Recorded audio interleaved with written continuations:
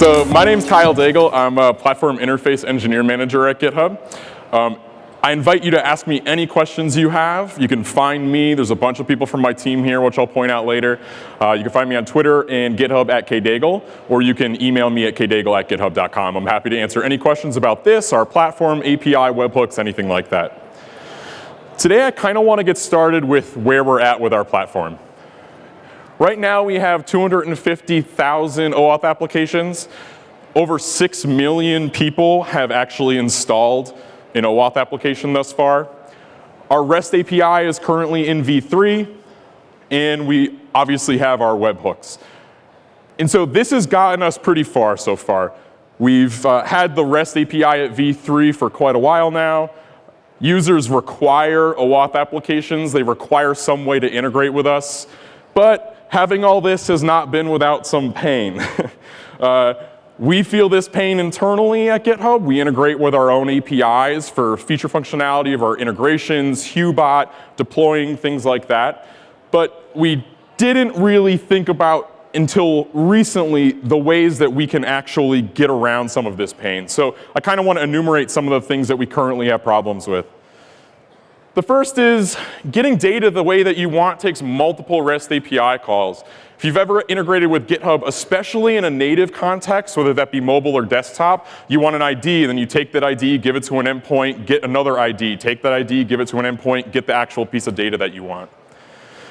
And for us, it's really difficult to decide how much data we want to give you, because some data can be very expensive for us to calculate, and you may not care. Right? Every single response we give you is very expensive on one line, and chances are you're just looking for an ID, a name, a link, something like that. When we're forced to make a change, it's very hard to know who it's actually going to impact. And GitHub uses its API for integrations, but not for our product features itself. And so this morning we announced the GitHub GraphQL API, which, thank you. I'm super excited about this, and so I'm going to spend a little bit of time just sharing how we got here. We have Dan from Facebook who's going to walk through GraphQL and the what and the why and the how. And then I'm going to talk about the changes we needed to make it work and how we're implementing some of the hard problems bringing this public. We're the first major public GraphQL API.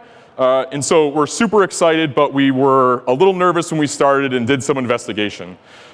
We looked at various other tools besides REST, because there's other things in this area that can solve a similar problem, and we wanted to understand more. So we started with a proof of concept. 1 or 2 people worked 1 or 2 weeks to sort of say, okay, how can we set this up, query it, we'll put some of the data in and see how it felt. And the short answer is it was absolutely amazing. We realized that we were able to accomplish so much more quickly by just working in objects and types, like Dan will explain, than we ever could working in REST responses. REST responses don't necessarily work as well as we thought. There's a really excellent blog post on GitHubEngineering.com written by Garin, which describes the sort of beginning to end story of how we got where we are. So I'd really love for you to go read that. It's a really excellent post. And so once we hit our whoa moment, we decided to head to the source, and we immediately approached Facebook and said, hey, this is really cool. We want to use this, and we want to take it public really soon. And luckily, they were able to help us a lot with that. So I'd like to introduce Dan Shafer, who's going to walk through GraphQL for you.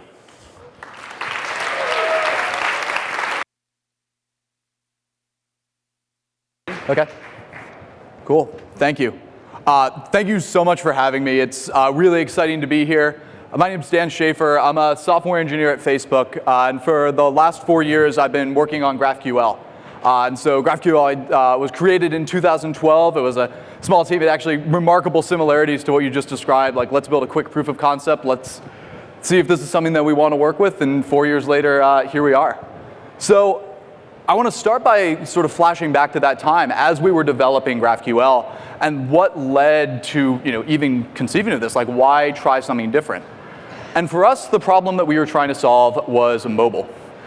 We had mobile apps at the time, but they were HTML5 apps, and we were realizing that what our users really wanted, what our products needed, was a really rich native application. And so we realized we were going to need an API to power that. And we looked at sort of existing APIs that we had or existing concepts.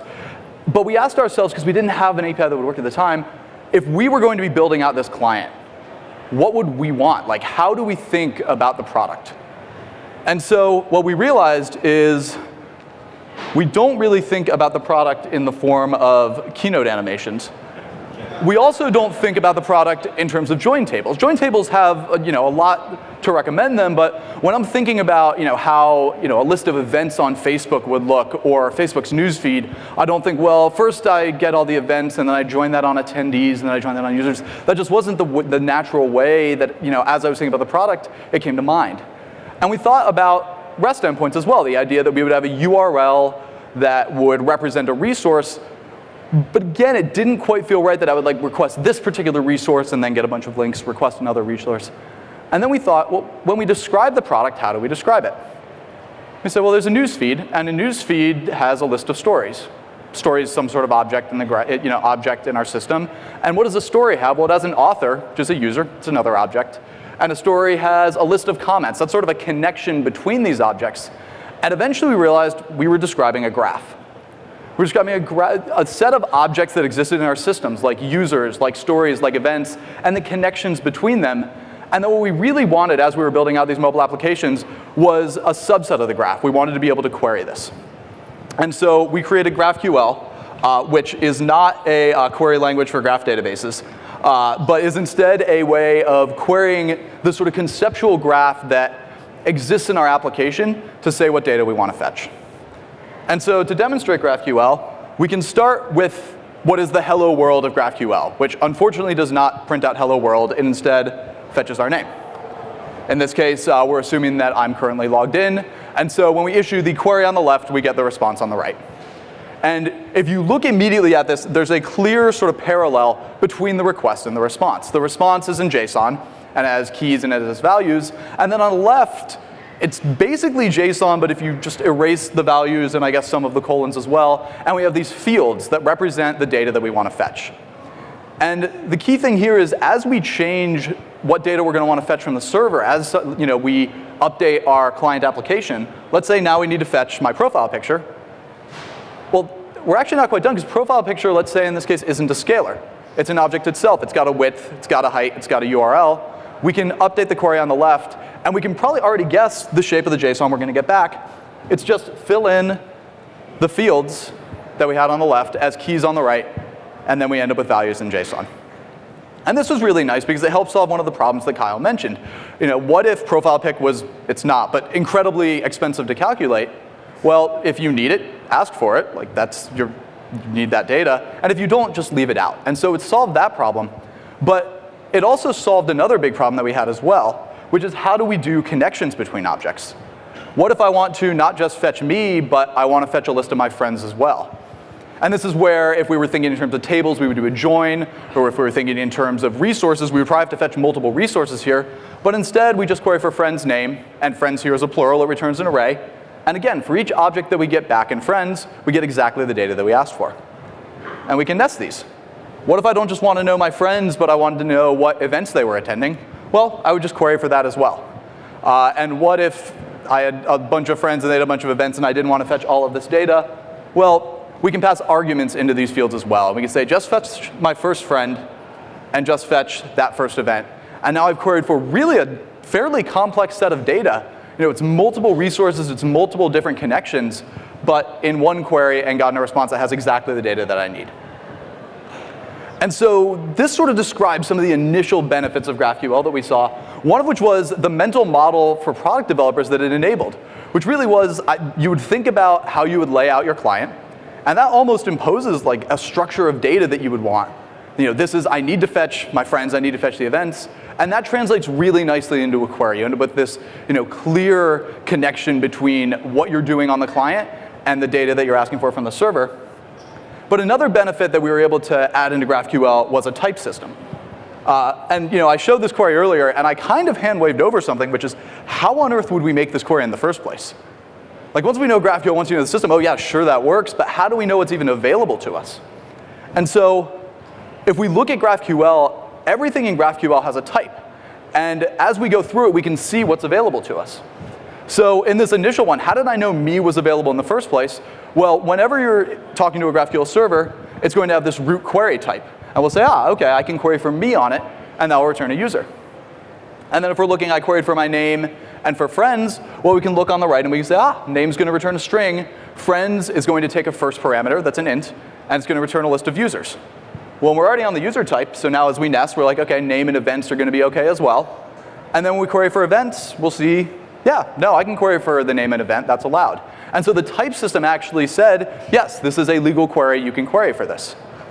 And knowing that things are legal is nice, but it's also really nice because you know when a query is not legal. We can look at this and say, okay, a user doesn't have attendees, this isn't valid just by thinking about the system or we understand how the data works. But how do we programmatically discover this? Well, we can go and look at that type again. We say user, name, profile pic, friends, events. Nope, that's an invalid query.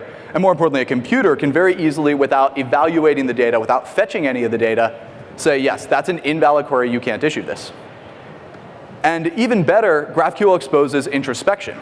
So it's not just the server that can look at that query and say it's invalid, but the client can talk to the server, can issue what we call the introspection query, and it can say, okay, here are all of the types in your system.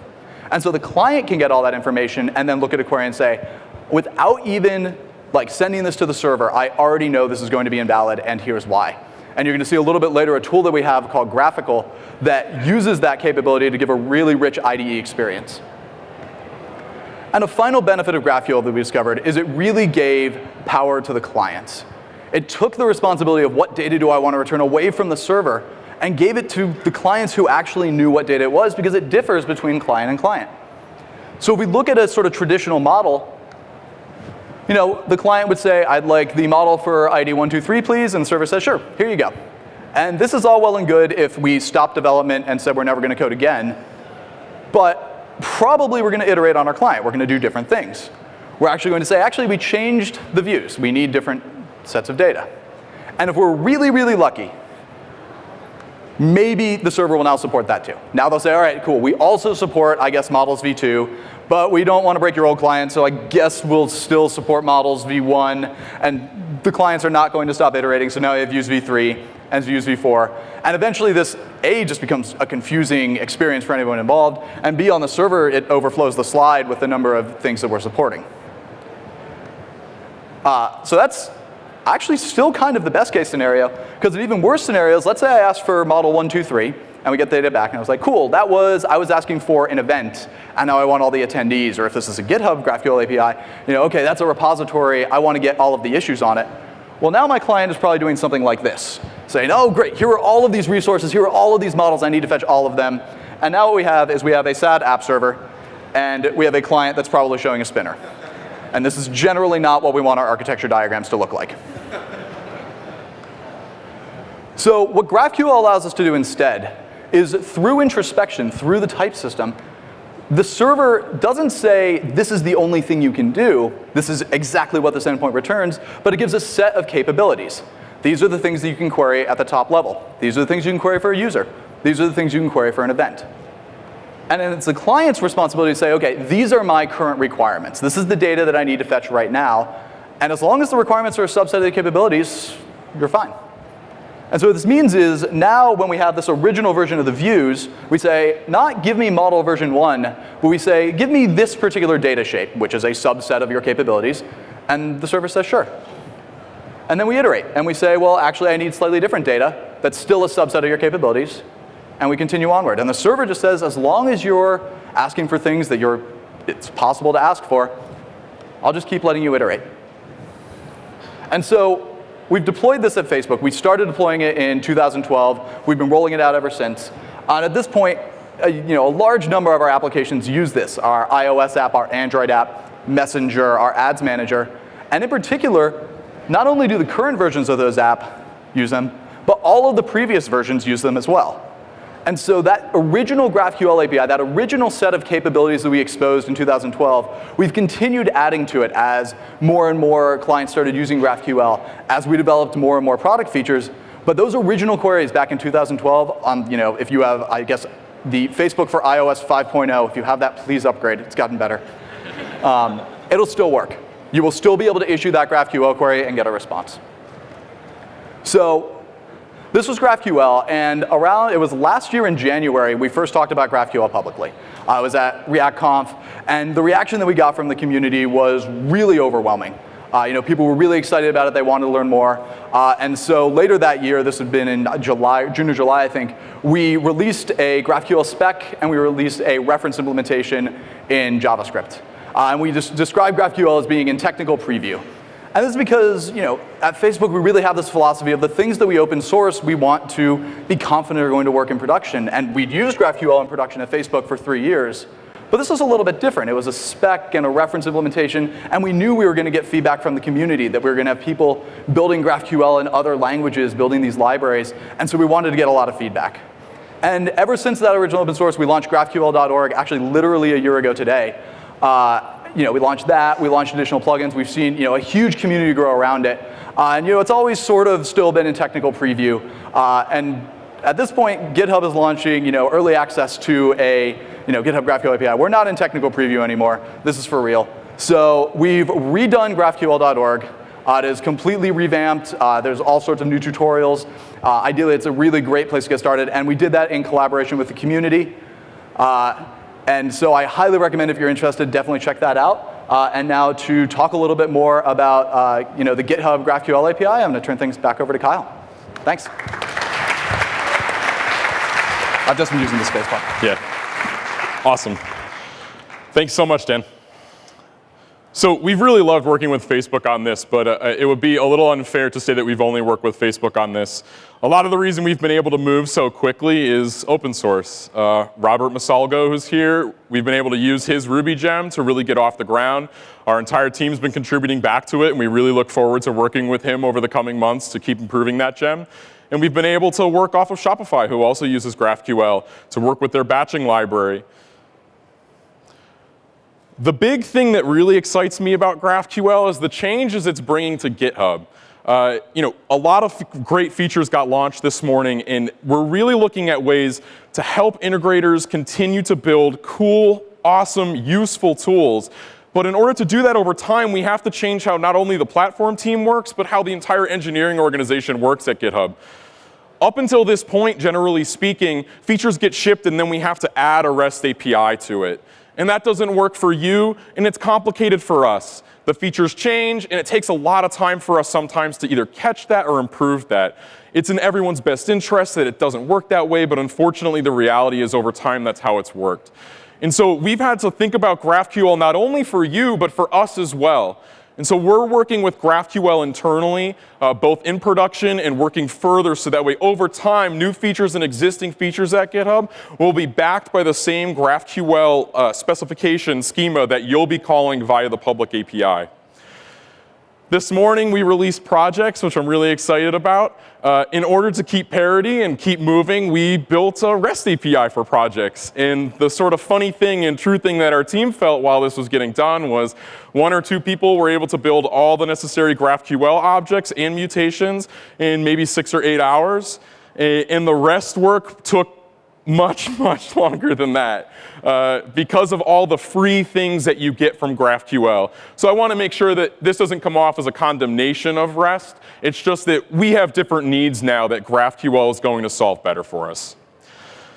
A few things I touched on yesterday at Partner Day I think are really important to also drive home as why we picked GraphQL. There are 3 main reasons that we picked GraphQL, but also that we want to change about the platform itself.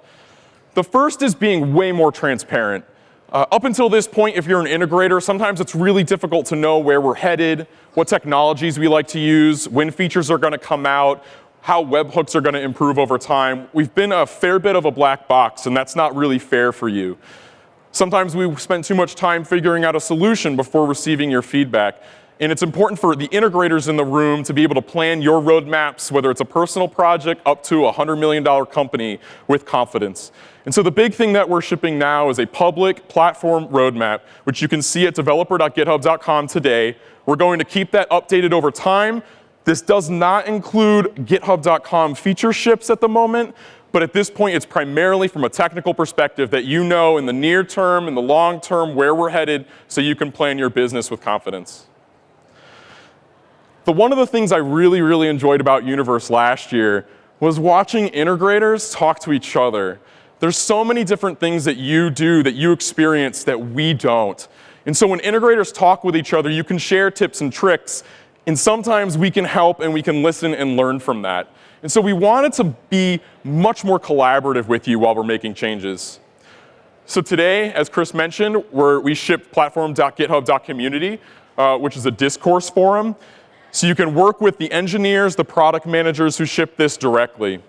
So the GitHub Platform forum is a public forum to discuss early and pre-release features. It's staffed by GitHub Platform engineers, product managers, support, people from all across the company. The feedback can be immediately used by our engineers. There was already something that came into the platform forum this morning that we made a quick fix and put it out. It's a lot easier for us to understand what you need that way.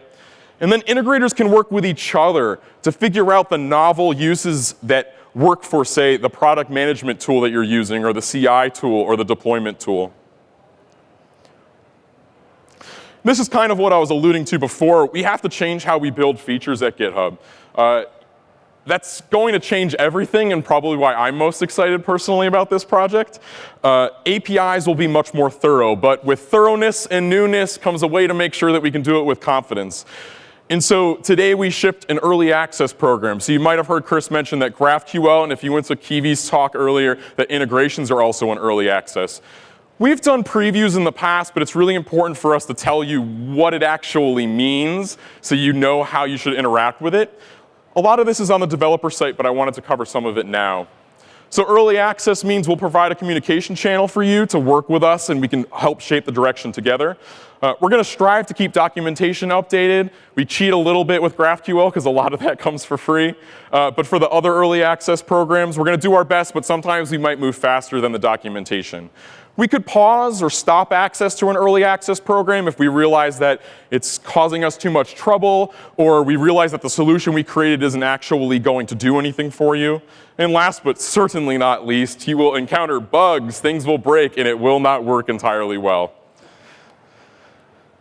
The important thing that this needed was support from everyone. The team that is shipping GraphQL and the team that's shipping integrations have people from biz dev, support, product management, engineering, infrastructure that all help us get this out. And then the really cool thing, over time, GitHub Engineers will be building on top of the same platform. Right now, there's parts of our site that are completely powered by GraphQL. So our mobile web views are powered by GraphQL. Parts of the commit page are powered by GraphQL. Parts of the profile are powered by GraphQL. And parts of projects are powered by GraphQL. So we're really using this in production to serve actual requests to you, aside from just the APIs that we're releasing now. And for you, one of the interesting things is you get access to data way sooner. In order for us to do this, the feature and application engineers that build the tools that you're using have to build them in GraphQL, which means that once we go live, we immediately have a fully functional, well thought out way for you to get at the data that we have, instead of having to do it sort of as an afterthought or something that needs to be done. So one of the questions that I've been getting a fair bit is, this is the first public version. Like, what are the things that you've had to solve?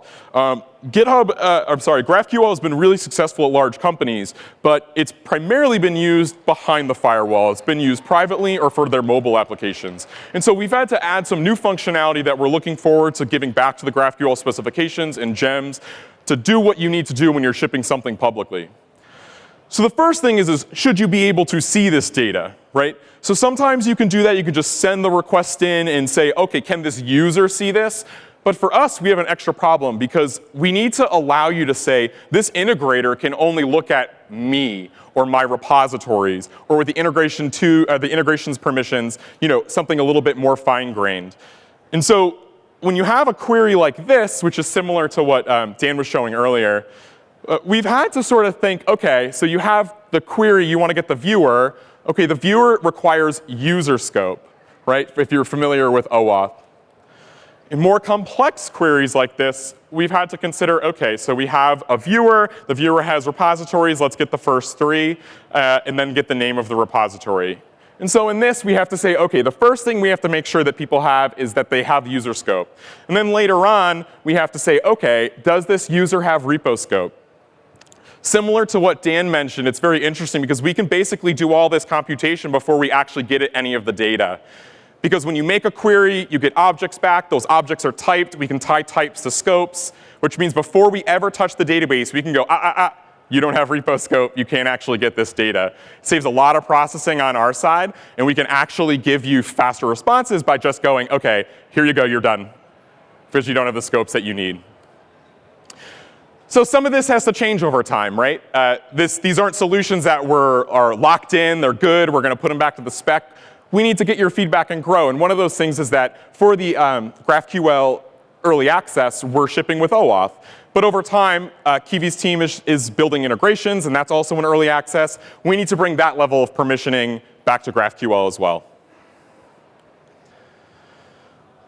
One of the other things that we have an interesting problem with is that with GraphQL, generally you have your schema, and your schema defines all the different types that you would like to expose. But we have some things that we aren't ready to give you access to yet, or never will give you access to. If it's a security or a privacy concern, we may never expose some information to you. If we're building an interesting new feature, we might want to keep it back until we're confident in our implementation for you to use it. And so we tried a bunch of different ways to do this, and we landed on one that's working for us for this ship. Basically, we're going to be able to say, for any given type, and this is in Ruby, this type is available for this target. You can get this publicly. And so this has allowed us to use a single schema, meaning you're literally using the same exact objects, but we're able to say, no, keep this private, keep this internal to GitHub, or I would like to expose this to a larger community. Similar to the OAuth, this is going to have to change over time, too. GitHub does a lot of feature flagging. It's a huge part about how we develop software. Sometimes there's people. Sometimes there's teams. Sometimes there's whole types of people. Sometimes there's percentages of people. And with GraphQL, unfortunately, we're not able to do that with the current implementation. So over time, we'll probably move to something more like this. If it's available if flagged for the current user or the current object with this particular feature flag. So I'm really excited about this because I think it's something that we're going to be able to give back to the community so everyone can do public GraphQL and internal GraphQL and not have to pick one or the other wholesale. But we're building this as we need it and as we give your feedback, and we're going to contribute back as we get more confidence. But there's a lot of cool things about GraphQL in public, and Dan sort of alluded to the first one, is query introspection. So if you've ever used our API, actually, you know what? I'll even get some hands here. For folks that have used the REST API, how many times have you done something, been confused, went to the documentation, and didn't have your answer made, right? And so the interesting thing with GraphQL is a lot of the usage patterns, because of the types and everything, we're able to use query introspection to automatically build documentation which is true. This doesn't mean there's no bugs in the implementation ever, but the typing system gives a lot for free that normally we would have to go and add on top of a REST endpoint. And so Dan alluded to GraphQL earlier. I'm going to do a live demo. So hold on. And so this is on our developer site in a second.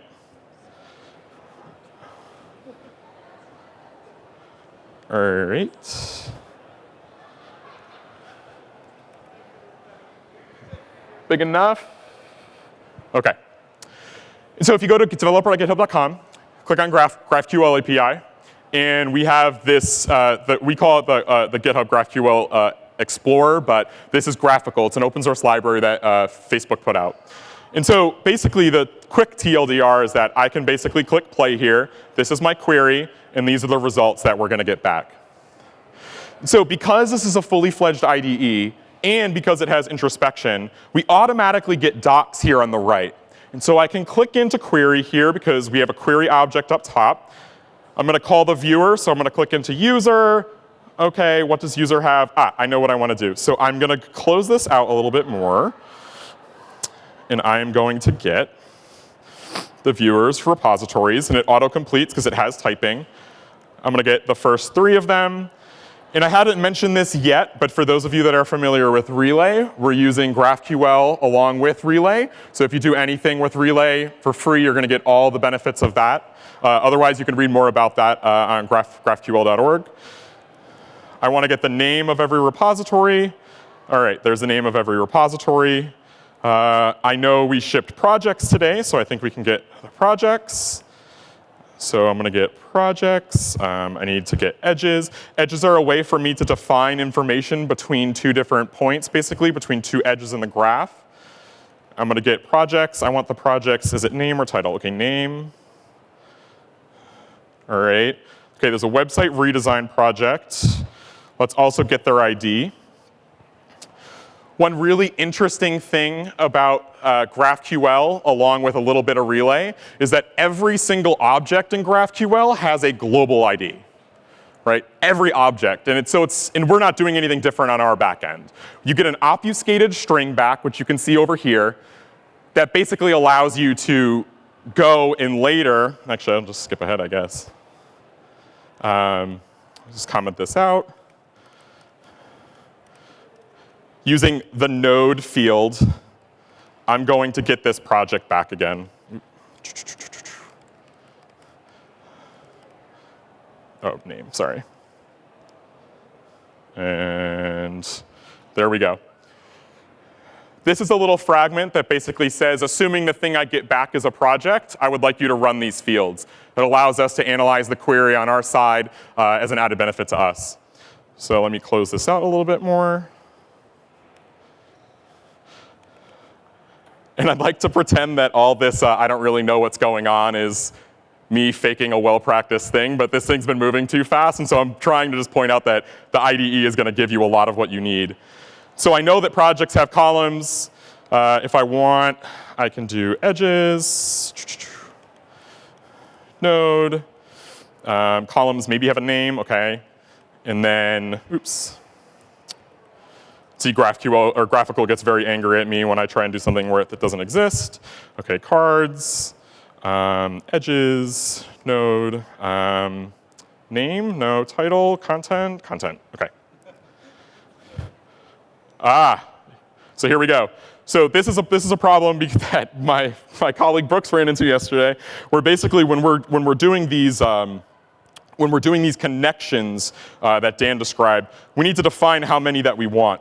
It's another way for us to ensure that when you're actually asking for data, that you're getting just the data that you need. OK, get an ID here. OK, cool. So we have a ton of data here. You can see this is sort of a unrealistic example. You're going to be asking for a lot more information, but you can jump from any object to basically any other object. One more thing I want to do, I want to skip back up here and close this out and show you a mutation. So we haven't talked much about mutations. Just as much as you can query, you can also change data. It's not CRUD-based like REST. We define how you can change the data, and then you're basically allowed to change it and ask for the data that you want back once it's changed in a single request. So if you've ever made a post to REST, and then REST either gives you a response or it says, 201, we were going to create this soonish. Now we can basically say, create this mutation. I want this object, and then I want its repository, its name, the owner, and the author. Because sometimes that one piece of data changing can have a large effect on the data that's actually stored. And so we have this. Let's just run this first to make sure. OK, I only want the first one. I want the issues that are on there. This is a connection, and so I want to say the first one. Again, this is interesting. So now in this connection, I can basically say, OK, how many issues are there in this connection? Oh, OK, there's one. All right. Edges. I want to get at that one. Oops. Node. And then I just want to get the ID, because I want it for my mutation. OK. So we have one issue, and that issue is this one. And so one of the interesting benefits of using GraphQL inside of what we're actually building here at GitHub in its entirety, excuse me while I just zoom ahead, is that we're able to use the same underlying code infrastructure instead of separate code in order to populate REST. You get a lot of free things. And so one of the cool things to show you here, let me just expand this while I finish typing this so you can see what I'm typing a little bit better, because the content's not important. And so you can see what I want to do is I want to create a mutation, or I'm using a mutation called add reaction. It takes a subject ID, it takes content. So if you're familiar with reactions, I'm talking about the little like thumbs up, the thumbs down, the hoorays, all that sort of stuff. So I can tell you right here, all right, I'll do thumbs up. And then I want, what do I want? Ooh, there's a little squiggly. Oop.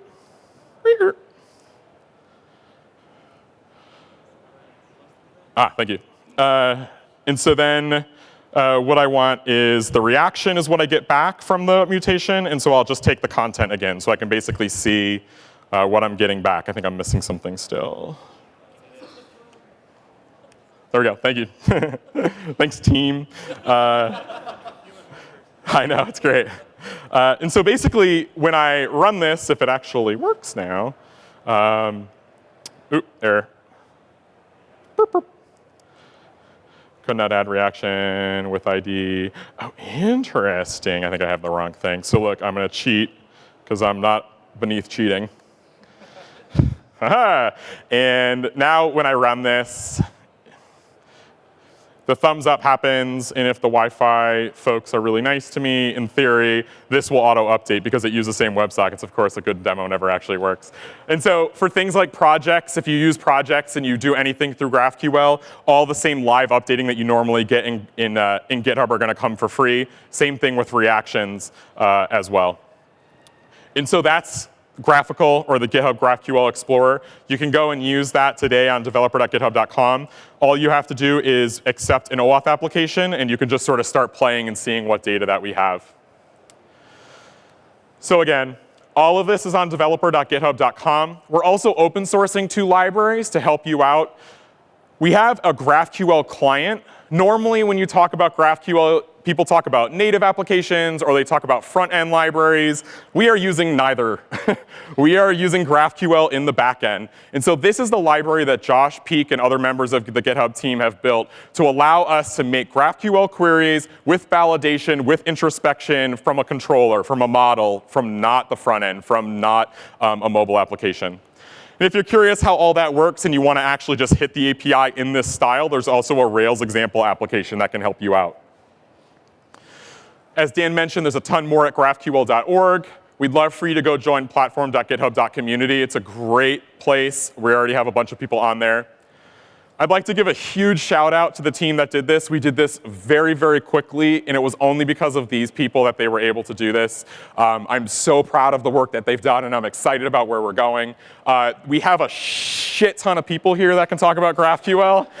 And so Facebook folks, if you're here, and GitHub people, can you just raise your hands roughly?